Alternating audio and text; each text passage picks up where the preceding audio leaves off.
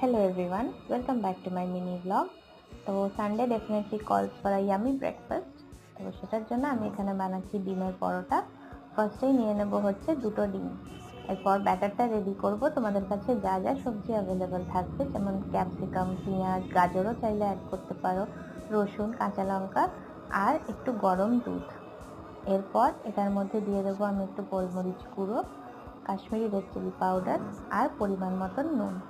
সবার লাস্টে যেটা অ্যাড করতে হবে সেটা হচ্ছে 5 চামচ মতন আটা। এরপর সব একসাথে মিক্স করে নিয়ে আমি হালকা তেলে এপিট ওপিট ফ্রাই করে নেব। তো দেখতেই পাচ্ছ যে কত সোজাভাবে আমার এই রেসিপিটা রেডি হয়ে গেল, এবং এটা বাচ্চাদের টিফিনেও তোমরা দিতে পারো। আর ভীষণই নরম তুলতুলে একটা পরোটা হয়, এটা খুব তাড়াতাড়ি রেডি হয়ে যায়। তো তোমাদের এই রেসিপিটা কেমন লাগলো আমাকে অবশ্যই জানিও। টাটা।